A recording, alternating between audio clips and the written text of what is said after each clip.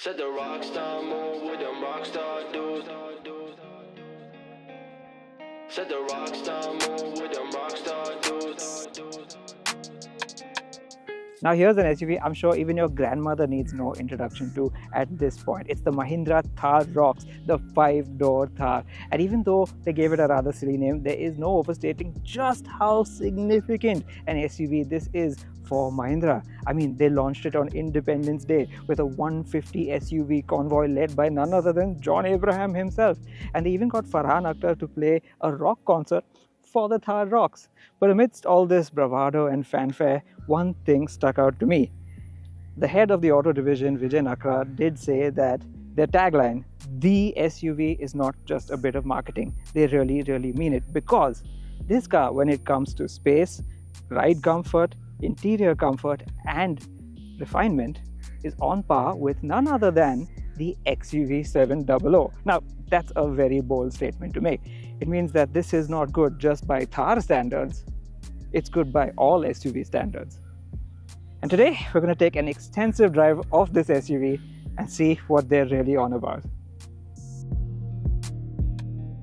Now, there is a whole lot to take in with this SUV, and I'm going to go into as much detail as I can with the time that we have. But you tell us down in the comments what you think of it, whether you like it. If you like this video, give it a thumbs up, share it with your friends, and I hope you're subscribed to Autocar India.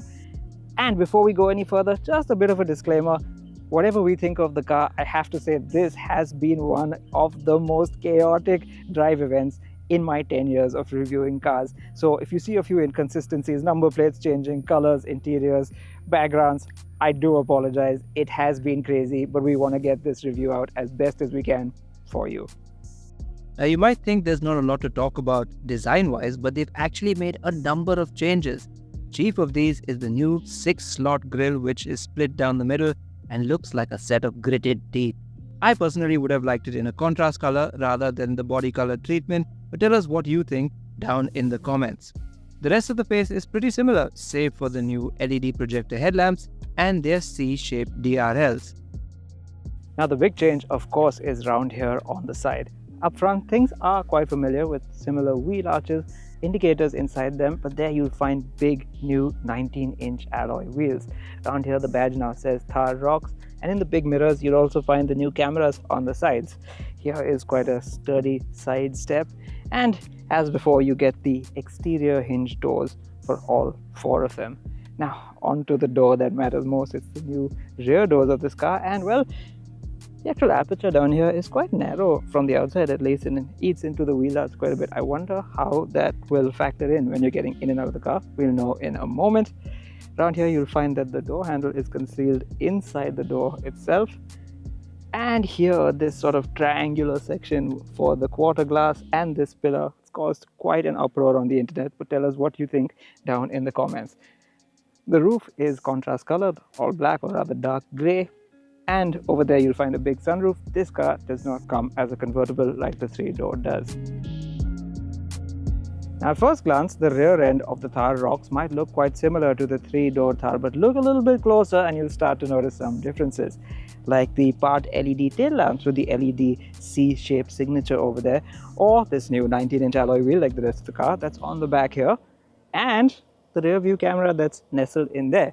It's even got a similar split tailgate to the 3-door Thar, but that all changes once you open the door and see what's inside. Now, this may be a 5-door Thar, but it's still a 5-seater. There's no third row, and that means you get a pretty cavernous boot. 644 liters, Mahindra tells us, from the floor to the ceiling. Now, that's substantial. That's luxury SUV territory. And yeah, our 2 trolley bags have no problem fitting in there. There are also some interesting details if you come in a little bit closer, like the fact that even though there are no third row seats, there's still a handle on the inside if you want to open this from the inside. Also, you'll find over there the subwoofer for the Harman Kardon sound system, and everything here is nicely carpeted down and can hold a whole lot. And if you want to store even more, those seats split fold 60-40. And speaking of which, let's go see what it's like sitting in those back seats. Now, I'm just under 5'8", and the seat, as you can see, comes to about my waist when I'm standing outside the car. And as you can see, this wheel arch does intrude quite a bit, I was right, into the entryway to this back seat. So there's a good thing there's a grab handle here and a step, because you do have to climb up over the wheel arch, sit down and shut the door. But you're greeted to quite a spacious interior when you're here. I mean, knee room is just really amazing. That's set to my driving position, and I don't think even taller passengers would have a problem with that. Where they might have a slight concern is headroom, because while I'm okay, I think 6-footers might be quite close to this roof lining thanks to the sunroof. Now, thigh support is excellent, as is often the case with Mahindra's SUVs, but the cushioning on the whole is a little bit firm. I wish it was just a touch softer. Now, if you flip this down, it's a little flimsy, but you do get a pair of rather shallow cup holders. The windows are quite upright and this aperture is quite small, but that's okay, because with this quarter glass you get in quite a lot of light.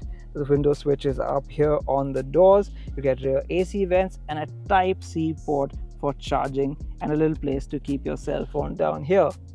The panoramic sunroof, it truly is massive. Mahindra says it is one of the largest around, and it really comes all the way back past the rear passenger's head, so letting in a load of light. In fact, I thought it would be a little bit wider, but that's okay, because really it lets in so much light and gives a great feeling of airiness. More than just the size though, it's how big the opening is that's truly impressive here. Of note is that the roof liner feels really high quality, and I also like that 2 of the 9 Harman Kardon speakers are back there above the boot. But the piece de resistance with this seat, it's got quite a bit of recline, so if you just want to crash out on a long drive back here, you'll be pretty comfy. The back seat and boot then represent a huge jump in practicality compared to the 3-door Thar, but that doesn't mean they haven't lavished a great deal of effort on the front of the cabin. Now, of course, there are some similarities between the interior of this car and the 3-door Thar. I mean, the basic general layout is the same. You still get grab handles here and here, although these ones are white this time, which is going to attract some stains. And you get the same bolt upright SUV-like seating position, but there's where the changes start. Also white and cream is the general upholstery of the car. It's two-tone on the dash, and the seats are off-white. That's an interesting choice for a 4x4 SUV. Mahindra says you can wipe it down, but why should you have to when it could have just been a darker color? There are also a few trim changes. I like that the steering wheel comes from the Scorpio N and the XUV 700. There are these new screens. This 10.25-inch screen up here and another 10.25-inch digital dial set, both of which I think come from the 3XO or the XUV 400. Down here you'll find some cup holders that are quite shallow. I mean, they can't take a very wide cup, and if you put it in here it's going to slip over, and similarly small cup holders in the doors. Here there would have been a gear lever for the 4x4 system to select low range, but this is a rear wheel drive car, so you get a nice deep cubby hole instead. Here is the automatic gear lever. Down here you'll find the wireless charger, and here you get automatic climate control knobs and some very interesting switches, including drive modes and ventilated seats. That's right, these front seats are ventilated, and the driver's seat is also powered. There's no height adjust, but I don't think you need it when the seating position is so high anyway. The seats are large enough, but the cushioning is firm in places, and there's an excess of shoulder support which makes you sit in a hunched position. Now there's also a whole lot more equipment in this car compared to the 3-door Thar, and let me take you through it right now. Some of the highlights for me are those twin 10.25-inch screens, the 360-degree cameras, the electronic parking brake, powered driver's seat, ventilated front seats, panoramic sunroof, and the incredibly punchy 9-speaker Harman Kardon sound system. It all serves to move the Thar firmly out of recreational off-roader and into premium SUV territory.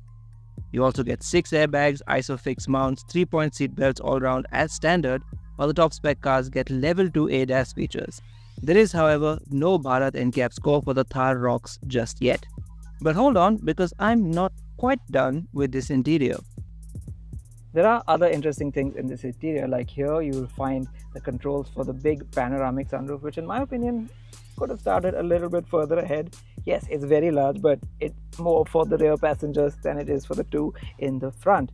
I also like this frameless mirror, which looks very premium, as to the felt linings around the buckles for the seat belts. It's something you can't see, but it just adds that premium touch.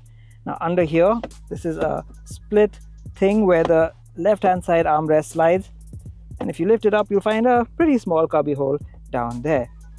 Now there are some oddities that I'm not so happy about. It's just nitpicks really, but it's interesting, like these AC vents. Now with the knob in the center, you think this is the center position, but actually the vents are pointing to the right. To get them to point center, you have to push them all the way there. It's just bugging my OCD a little bit. And while quality in general is pretty decent, there are a few build quality oddities, especially with finer things like the stitching, which is a little bit rough and can be a bit wavy in places.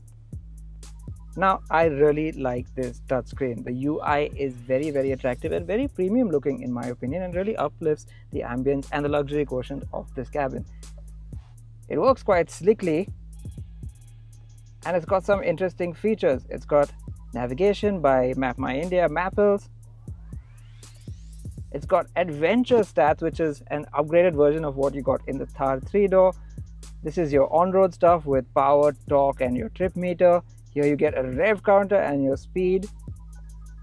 Here you get a compass. Then you move to the off-road stuff, which gives you roll, pitch, more trip information, tire direction, compass again, and altimeter, and lap info for track use in a Thar. Okay, fair enough. But again, it's one of those oddities that seems to have come from other cars in Mahindra's portfolio onto this. For instance, there is also a climate menu that is set up for dual zone, as you can see, with 2 temperatures, but this car of course only has single zone. When you change the temperature, it changes for both sides, so it is actually still single zone, but it's been set up for dual zone. And there are some oddities like that throughout the user experience, both here and on this screen, that aren't very friendly and just a little bit at odds with the ambition of the UI. So that's something I hope they can sort out in software later on. And as I said, this extends to the digital dials too. The digital instrument cluster again is very, very pretty looking, but it is quite slow to function. You have to keep pressing this one button to cycle through all the menus, and they take their time to cycle through. And the most annoying thing is that if you get interrupted by a passing car and the parking sensors go off, it resets and you have to start the whole process all over again. Still, there is a little bit of customization in the 3 dial designs that you can choose from, and yes, it is very clear and easy to read, so I'll give it that.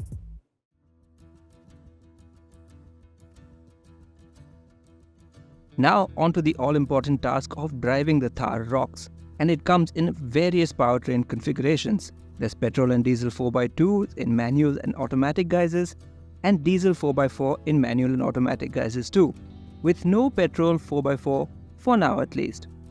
And of all these, we managed to drive 3 of them.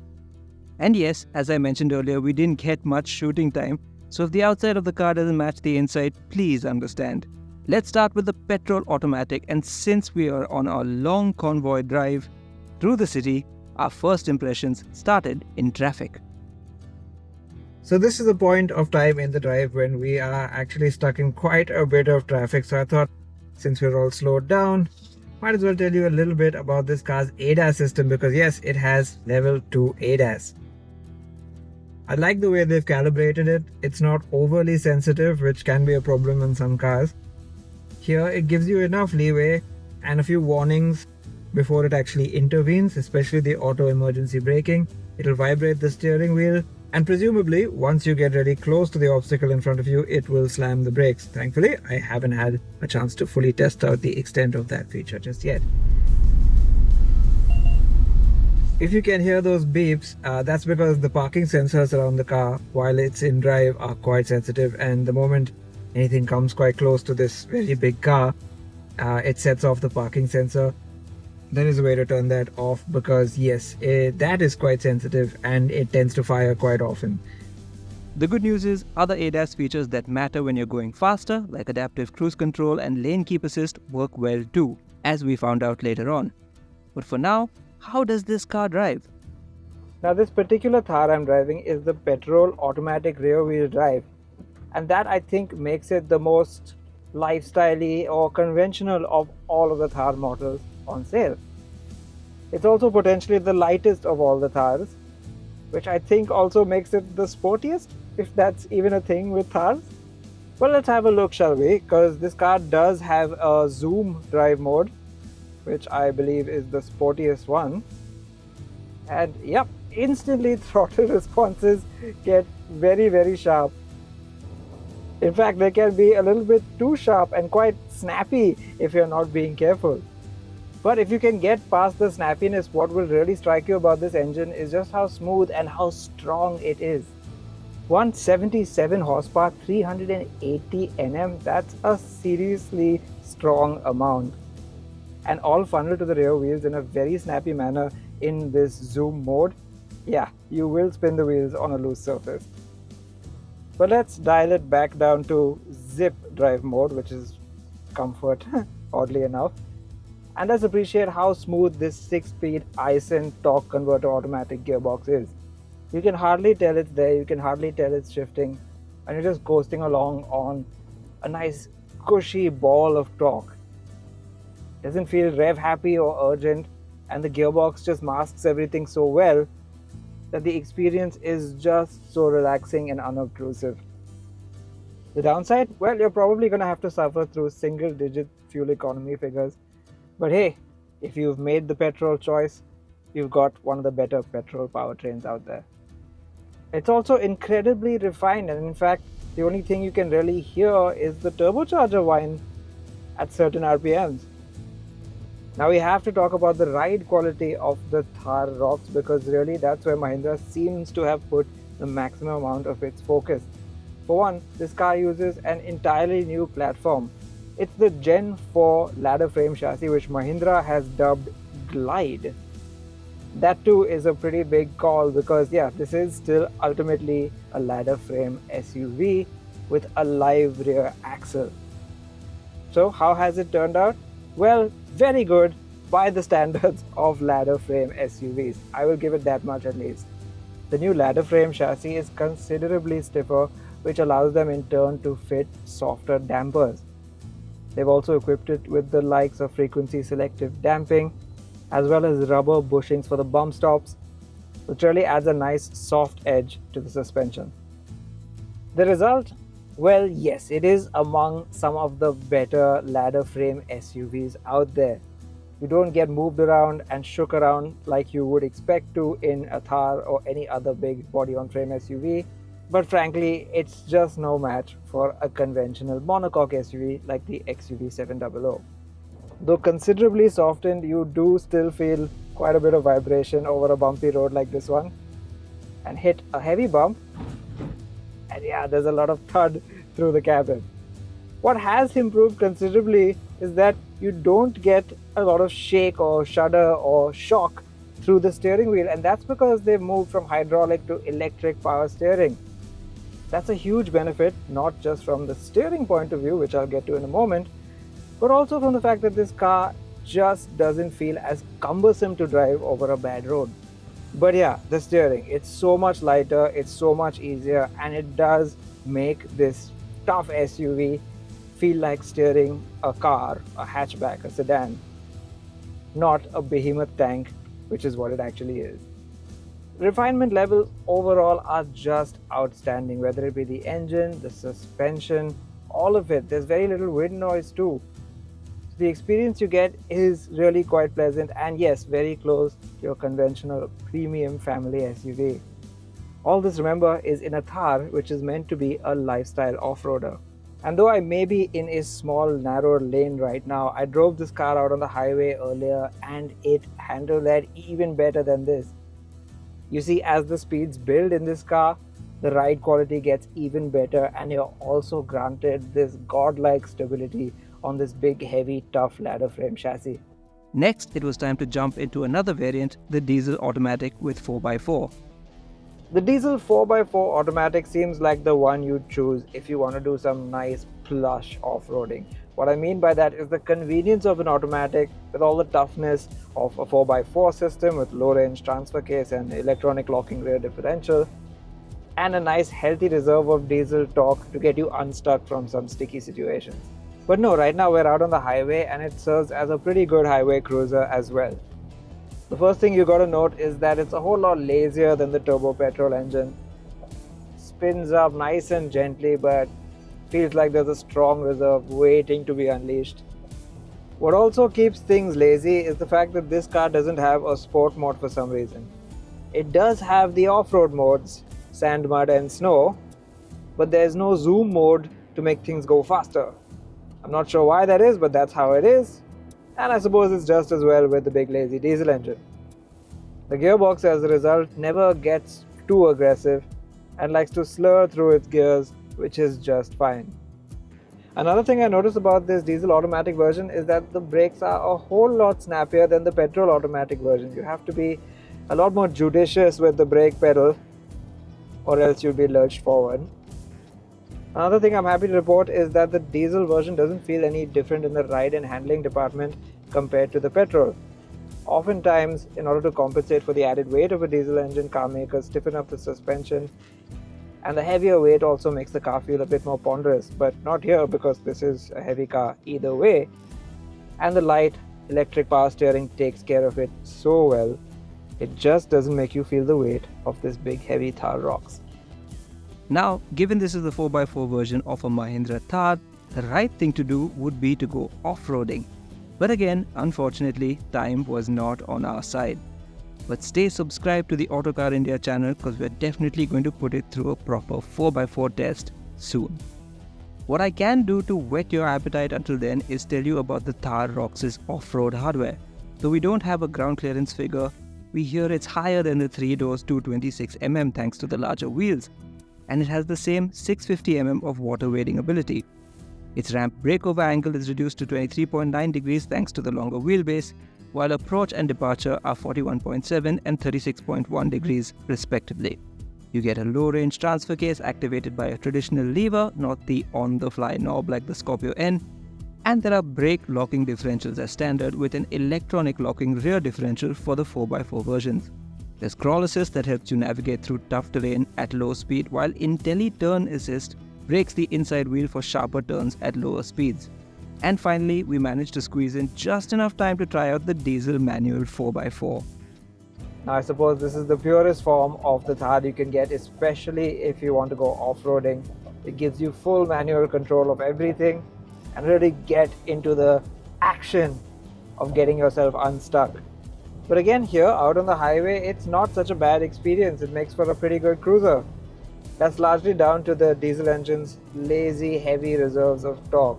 You can just chuck it into 5th or 6th gear even and just cruise. Like for instance, check this out, 6th gear, 1000 maybe 100 RPM, 58 kph, and it's pulling. It's not pulling enthusiastically, but it's pulling. Now again here, like with the diesel automatic, you don't get a sport mode or zoom mode. But in this manual version, you don't get the off-road modes either. It doesn't appear so at least. And again, that's just as well because, like I said, this is a nice lazy diesel engine. You don't really feel the need for a sport mode. And you don't feel the need for the off-road modes either because this is the manual. You want it to be as pure an experience as possible. You want to have full manual control with little electronic intervention. So what about the actual process of driving manual? Well, it's not off to a good start honestly because of the way the pedals are arranged. There's not a lot of room in the footwell, and because the pedals are spaced the way they are, there isn't a dead pedal. So you find your feet kind of fumbling around, especially if you're wearing big shoes, and that's not an ideal driving situation. It feels a bit utilitarian in a car that has otherwise grown up so very much.